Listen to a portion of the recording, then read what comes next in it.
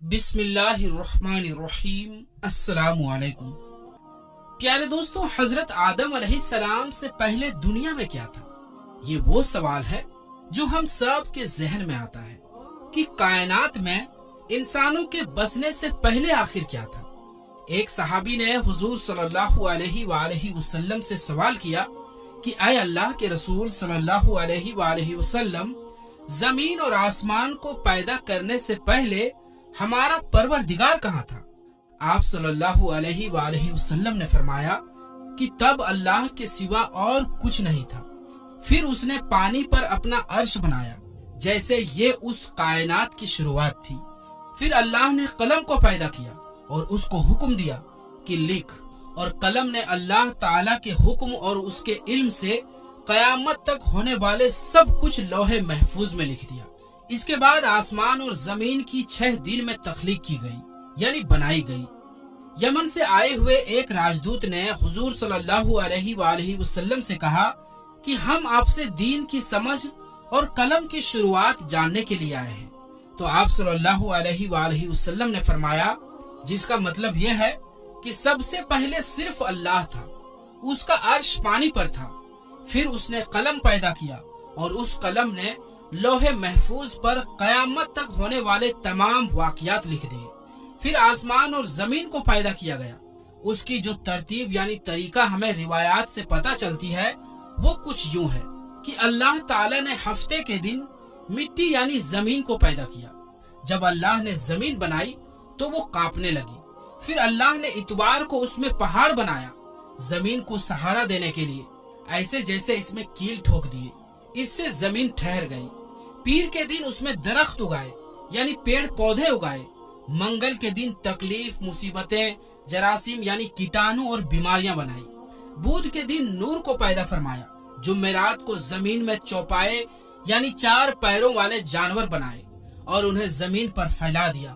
اور پھر جمعے کے دن کی آخری گھڑیوں میں یعنی عصر کے بعد آدم علیہ السلام کو پیدا فرمایا۔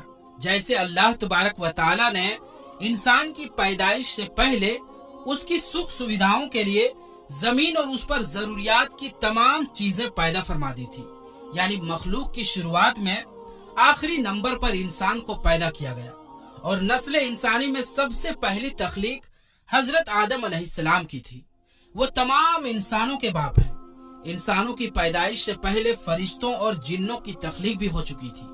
فرشتے اللہ تعالیٰ کی وہ مخلوق ہیں جن کا اصل ٹھکانہ آسمان ہے، اور وہ زمین والوں کے لیے استغفار کرتے ہیں۔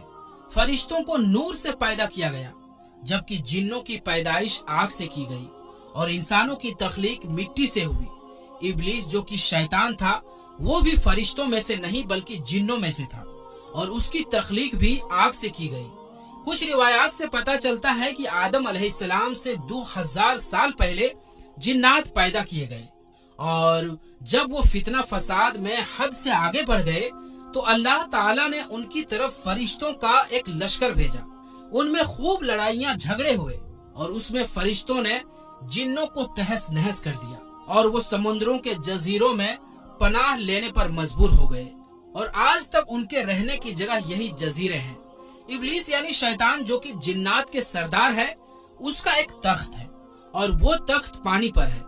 ابلیس کا اصل نام عزازیل تھا، اور اس کی نافرمانی کے بعد اسے ابلیس کا نام دیا گیا۔ ابلیس کا وہ تخت حقیقت میں کس جگہ پر ہے یہ ہم نہیں جانتے۔ خیر، جب اللہ تعالیٰ نے زمین کو انسانوں کے ذریعے سے آباد کرنا چاہا تو انسان کی تخلیق فرمائی، کیونکہ جنوں میں انسانوں جتنی عقل اور سمجھ نہیں تھی۔ کہا جاتا ہے کہ جنوں میں سب سے زیادہ علم رکھنے والا جن انسانوں میں سے 10 سال کے بچے کے برابر عقل رکھتا ہے۔ اللہ نے انسان کی تخلیق کر کے اس میں روح پھونکی۔ پھر اللہ نے فرشتوں سے فرمایا کہ میں زمین پر اپنا نائب بنانے والا ہوں۔ فرشتوں نے اللہ سے پوچھا کہ ایسی مخلوق کو کیوں پیدا کرتا ہے جو زمین پر فساد کرے اور خون بہائے، اور ہم ہر وقت تیری تعریف اور پاکیزگی بیان کرتے ہیں۔ جس پر اللہ تعالیٰ نے فرمایا کہ جو کچھ میں جانتا ہوں وہ تم نہیں جانتے۔ فرشتوں کے اس سوال کے 2 مقصد تھے۔ پہلا یہ کہ کیا یہ بھی جنوں کی طرح زمین پر فساد کریں گے، اور دوسرا یہ کہ ہم سے تیری عبادت میں کوئی کوتاہی ہوئی ہے बहरहाल जब अल्लाह ताला हजरत आदम अलैहिस्सलाम को पैदा किया तो जमीन से मिट्टी लाने का हुक्म दिया। फिर अल्लाह के पास उसके हुक्म के मुताबिक मिट्टी लाई गई। वो मिट्टी अल्लाह ताला ने पूरी जमीन से उठवाई थी। यही वजह है कि हजरत आदम अलैहिस्सलाम की औलाद जमीन के रंग के मुताबिक ही जाहिर हुई, कुछ लाल, कुछ सफेद, कुछ काले, कुछ उसके बीच। इस मिट्टी को पानी से भिगोया गया तो ये तीन बन गई। कुरान मजीद में कुछ जगहों पर इंसान की तख्लीक के लिए तुर्राब का लफ्ज आया है, यानी कि सूखी मिट्टी, और कुछ बार तीन का लफ्ज आया है जो कि भीगी हुई या तर मिट्टी को कहते हैं। जब पानी को मिट्टी से भिगोया गया तो वो लेसदार होना शुरू हो गई। फिर अल्लाह ताला ने खुद अपने दस्ते मुबारक से उस मिट्टी से इंसान का ढांचा तैयार फरमाया।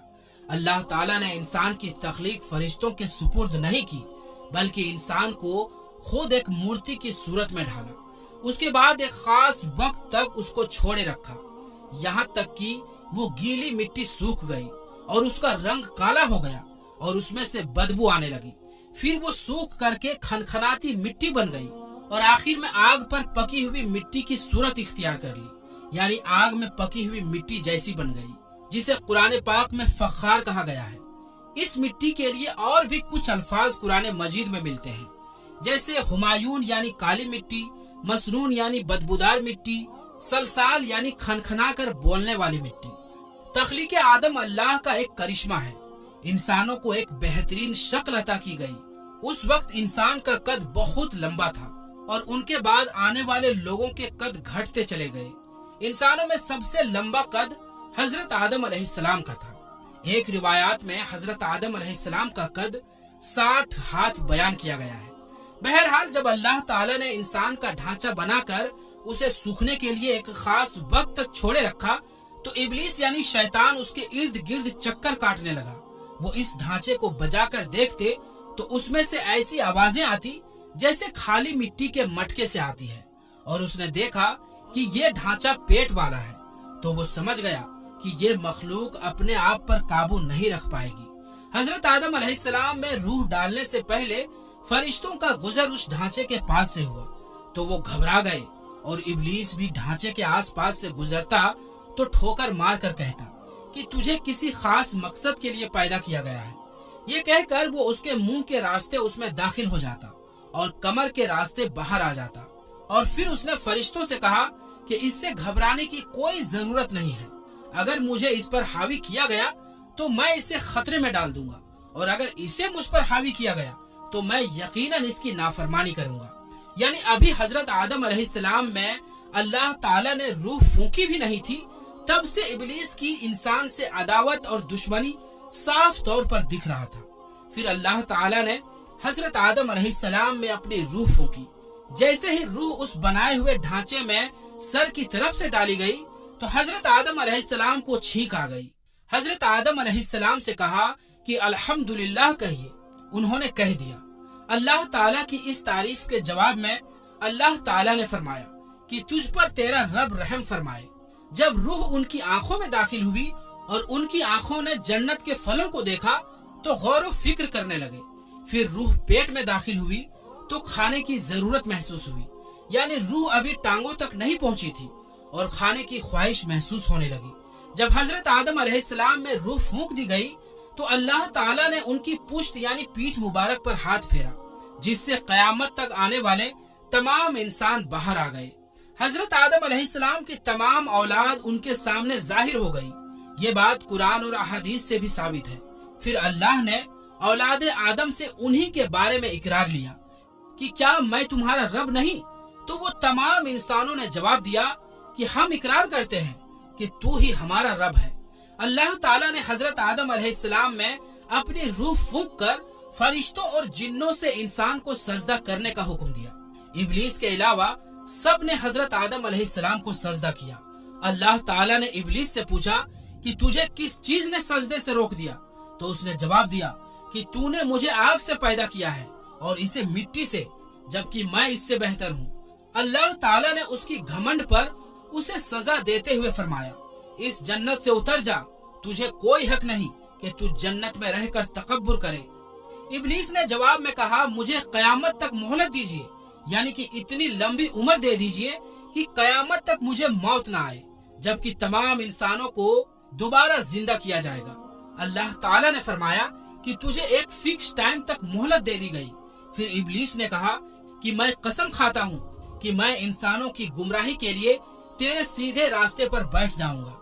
फिर मैं उनके आगे से, पीछे से, दाएं से, बाएं से उनके पास आऊंगा और तू उन्हें शुक्रगुजार हरगिज नहीं पाएगा सिवाय उनके जो तेरे सच्चे बंदे होंगे, और वो मेरे बहकावे में नहीं आएंगे। अल्लाह ताला ने उसे जलीलो ख्वार करके वहाँ से निकाल दिया और फरमाया कि उनमें से जो शख्स भी तेरा हुक्म मानेगा, मैं ऐसे तमाम लोगों से जहन्नुम को भर दूंगा और मेरे बंदों पर तेरा कोई इख्तियार नहीं होगा, यानी कोई अधिकार नहीं होगा। इस तरह ये साफ हुआ कि सबसे पहला गुनाह तकब्बुर था। इसलिए उलमाए इकराम के मुताबिक तमाम गुनाहों की जड़ तकब्बुर यानी घमंड है। अल्लाह ने हजरत आदम अलैहिस्सलाम को जाहिल नहीं बल्कि इल्म वाला पैदा किया था। जब अल्लाह ने हजरत आदम अलैहिस्सलाम में पूरी रूह डाल दी तो वो अपने पैरों पर खड़े हो गए। तो अल्लाह ने उन्हें हुक्म दिया कि जाओ फरिश्तों की जमात को अस्सलाम वालेकुम कहो। हजरत आदम अलैहिस्सलाम के सलाम के जवाब में उन्होंने वालेकुम अस्सलाम व रहमतुल्लाह कहा। अल्लाह ताला ने फरमाया कि ये तेरा और तेरी औलाद का आपस में एक दूसरे को तोहफा और हदिया है। अल्लाह ताला ने हजरत आदम अलैहिस्सलाम को शुरू ही में सभी नाम सिखा दिए। वो अल्लाह ताला के हुक्म से आसमान और जमीन की हर चीज का नाम और उनका इस्तेमाल जानते थे। अल्लाह ताला ने इन तमाम चीजों का नाम जब फरिश्तों से पूछा तो वो इन चीजों का नाम नहीं जानते थे। फिर हजरत आदम अलैहिस्सलाम ने इन तमाम चीजों के नाम बताए। तब अल्लाह ताला ने फरिश्तों से फरमाया कि क्या मैंने तुम्हें नहीं कहा था कि मैं वो जानता हूँ जो तुम नहीं जानते। फिर एक रोज जब हजरत आदम अलैहिस्सलाम सो रहे थे तो अल्लाह ताला ने उनकी बाईं पसली से हजरत अम्मा हव्वा सलामुल्लाह अलैहा को पैदा फरमाया और उन्हें हजरत आदम अलैहिस्सलाम का हमसफर बनाया। जब हजरत आदम अलैहिस्सलाम बेदार हुए यानी नींद से जागे तो उन्होंने हजरत हव्वा अलैहिस्सलाम को पास बैठे देखा। उन्होंने पूछा, तुम कौन हो? उन्होंने जवाब दिया कि मैं औरत हूँ। हजरत हव्वा अलैहिस्सलाम कयामत तक आने वाली तमाम औरतों में सबसे ज्यादा खूबसूरत थी। हजरत आदम और हजरत हव्वा अलैहिमुस्सलाम दोनों जन्नत में रहते थे। उन्हें नूर का लिबास पहनाया गया। जब इब्लीस ने उन्हें गुमराह करना शुरू कर दिया और अल्लाह ताला ने जिस दरख्त के पास जाने से उन्हें मना किया था, शैतान ने उन्हें वही खाने पर मजबूर कर दिया और उस पर झूठी कस्में भी खाई। उन्होंने इस दरख्त के फल को खा लिया और अल्लाह ताला के नाफरमानी के जिम्मेदार भी हुए। अल्लाह ताला ने उनसे नूर का वो लिबास ले लिए और वो बरहना हो गए। वो इस दरख्त के पत्तों से अपने आप को ढांपने लगे, लेकिन इस गुनाह के बाद गुरूर और तकब्बुर की जगह वो अल्लाह ताला से माफी मांगने लगे और उनकी मगफिरत के तलबगार हुए। इससे ये बताया गया कि खता इंसान की फितरत का हिस्सा है, क्योंकि वो फरिश्तों की तरह मासूम नहीं है। फिर अल्लाह ताला ने उन्हें जन्नत से निकल जाने का हुक्म दिया और फरमाया कि तमाम जमीन पर रहो और तुम एक दूसरे के दुश्मन होगे। फिर वो दोनों जमीन पर उतरे और उन्हीं के साथ इब्लीस भी जमीन पर उतरा। हजरत आदम अलैहिस्सलाम और हजरत हव्वा अलैहिमुस्सलाम ने अपने रब से माफी के कलिमात सीखे। एक रिवायात के मुताबिक हजरत आदम अलैहिस्सलाम को हिंद में जबकि हजरत हव्वा अलैहिमुस्सलाम को जद्दाह में उतारा गया। फिर वो एक दूसरे को ढूंढने लगे और आखिरकार मैदान अराफात में उनकी मुलाकात हुई। हजरत हव्वा अलैहिस्सलाम ने 20 विलादतों में 40 बच्चों को जन्म दिया। हर विलादत में एक लड़का और एक लड़की पैदा होती थी। सबसे पहला जोड़ा काबिल और उनकी बहन कमीन का था। इस तरह जमीन पर नस्ल इंसानी की बढ़ोतरी शुरू हो गई। हजरत अब्दुल्लाह बिन अब्बास रदी अल्लाह ताला अन्हु ने इरशाद फरमाया, बेशक अल्लाह पाक ने हजरत आदम को जुम्मे के दिन असर के बाद पैदा फरमाया और आपको जाहिरी जमीन की एक मुट्ठी मिट्टी से पैदा फरमाया, इसीलिए आपको आदम कहते हैं और आपकी औलाद को आदमी यानी आदम वाला कहते हैं। हजरत आदम अलैहिस्सलाम का मुबारक खमीर जिस मिट्टी से तैयार हुआ, उससे बच जाने वाली मिट्टी शरीफ से खजूर का दरख्त यानी पेड़ बनाया गया। जैसे कि हजरत मौला अली रजी अल्लाह ताला अन्हु बयान करते हैं कि हुजूर सल्लल्लाहु अलैहि वसल्लम ने इरशाद फरमाया, खजूर का एहतराम करो क्योंकि ये तुम्हारे वालिद हजरत आदम अलैहिस्सलाम की बची हुई मिट्टी से पैदा की गई। अल्लाह पाक ने हजरत आदम अलैहिस्सलाम को बगैर माँ बाप के मिट्टी से पैदा फरमाया। अल्लाह पाक ने हजरत आदम अलैहिस्सलाम से हजरत बीबी हव्वा को पैदा फरमाया। हजरत आदम अलैहिस्सलाम ने उनकी तरफ दस्ते मोहब्बत बढ़ाने का इरादा किया तो फरिश्तों ने अर्ज की, ऐ आदम ठहर जाएं, पहले इनका मेहर अदा करें। आप अलैहिस्सलाम ने फरमाया, इनका मेहर क्या है? फरिश्तों ने अर्ज किया कि इनका मेहर यह है कि आप हमारे सरदार मोहम्मद मुस्तफा सल्लल्लाहु अलैहि वसल्लम पर 3 या 10 मरतबा दुरूद पाक पढ़े। चुनांचे आप अलैहिस्सलाम ने दुरूद पाक पढ़ा और फरिश्तों की गवाही से आपका हजरत बीबी हव्वा अलैहिस्सलाम से निकाह हो गया। इससे मालूम हुआ कि नबी पाक सल्लल्लाहु अलैहि वसल्लम पर मौजूद चीज के लिए वसीला है, यहाँ तक कि अपने वालिद हजरत आदम अलैहिस्सलाम का भी वसीला है। हजरत आदम अलैहिस्सलाम ने 960 बरस की जिंदगी पाई, जबकि आदम अलैहिस्सलाम की जिंदगी 1000 साल की थी, क्योंकि जब हजरत आदम अलैहिस्सलाम जन्नत में थे तो अल्लाह ताला ने हजरत आदम अलैहिस्सलाम को उनकी तमाम औलाद जिन जिन को नबूवत मिलनी थी, उनकी शख्सियत, उनकी उम्र हजरत आदम अलैहिस्सलाम के सामने क्लियर कर दी गई। आपने जब हजरत दाऊद अलैहिस्सलाम की उम्र को 60 साल तक देखा तो अल्लाह से कहने लगे, ऐ अल्लाह पाक, मेरी उम्र के 40 साल मेरे पोते दाऊद को दे दो। तो यूं आपकी दुआ कबूल हो गई। अल्लाह ने हजरत आदम अलैहिस्सलाम को 2 बेटे अता किए, हाबिल और काबिल। लेकिन शैतान के वसवसों की वजह से जब काबिल के हाथों हाबिल कत्ल हुए तो हजरत आदम अलैहिस्सलाम अंदर से टूट गए और बार बार अल्लाह के दरबार में दुआ मांगने लगे। एक दिन हजरत जिब्राइल अलैहिस्सलाम हजरत आदम अलैहिस्सलाम के पास आए और फरमाया, ऐ आदम अलैहिस्सलाम, अल्लाह तुम्हें ऐसा बेटा देने वाले हैं जिसके नसब से अंबिया और औलिया जमीन तक पहुँचेंगे। उनका नाम शीस रखना। शीस का मतलब है कि अल्लाह ताला का अता किया हुआ तोहफा। और यूं अल्लाह ताला ने आदम की नस्ल को जमीन पर भेजा। जब हजरत आदम अलैहिस्सलाम का आखिरी वक्त आया तो आपने अपने बेटों से कहा कि मेरा दिल करता है कि मैं जन्नत का फल खाऊं।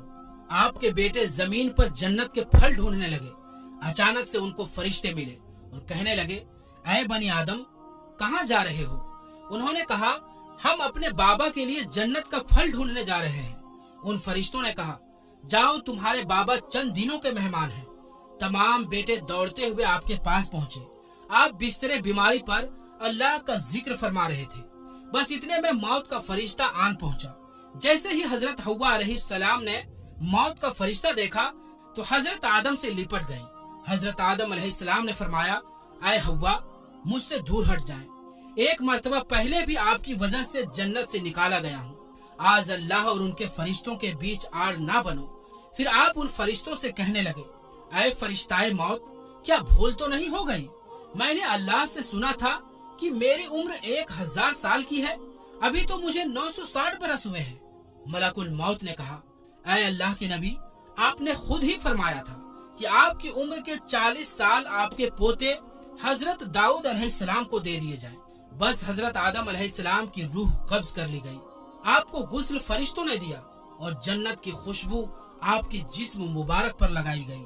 फिर आपकी नमाज जनाजा फरिश्तों ने हजरत जिब्राइल अलैहिस्सलाम के पीछे अदा की। जमीन खोदकर आपकी तदफीन हुई और तमाम इंसानों के नजदीक अल्लाह का ये हुक्म नाफिज हुआ कि जब भी किसी का इंतकाल हो उसके जिस्म को ऐसे ही तदफीन करना। आज भी उन फरिश्तों की सुन्नत पर ईमान वाले अमल करके अपने बुजुर्गों की तदफीन करते हैं। आपकी कब्र मुबारक की जगह को लेकर बहुत से अलग अलग राय है। कुछ के नजदीक आपकी जाए तदफीन श्रीलंका, कुछ के नजदीक जबले अबी कैस और कुछ के नजदीक इराक। कुछ रिवायतों में ये भी है कि जब हजरत आदम अलैहिस्सलाम की रूह कब्ज करने के लिए फरिश्ता पहुंचा तो आपके बेटे, जिसको आपने अपना जानसी बनाया था, हजरत शीस अलैहिस्सलाम से कहने लगे, ऐ मेरे जानसी, मैंने अल्लाह से सुना था बहुत ही जल्द इस जमीन पर एक तूफान आएगा। अगर तुम उस वक्त तक मौजूद रहो तो मेरे जिस्म को उस कश्ती पर सवार करना जो निजात का वसीला है। अगर तुम उस वक्त तक जिंदा ना रहो तो आप अपनी औलाद को वसीयत करना कि मेरे जिस्म को कश्ती नूह में सवार करें। तारीख में लिखा है कि जब तूफान नूह आया, हजरत नूह अलैहिस्सलाम ने अपनी कश्ती में हजरत आदम अलैहिस्सलाम और हजरत हव्वा के जिस्म मुबारक को सवार किया اور بیت المقدس یا عراق میں اس جگہ تدفین کی جہاں انہوں نے اپنی قبر بنائی۔ اللہ تعالیٰ سے دعا ہے کہ وہ ہمیں وہ تمام برائیوں سے دور فرما کر نیک عمل کرنے کی توفیق عطا فرمائے۔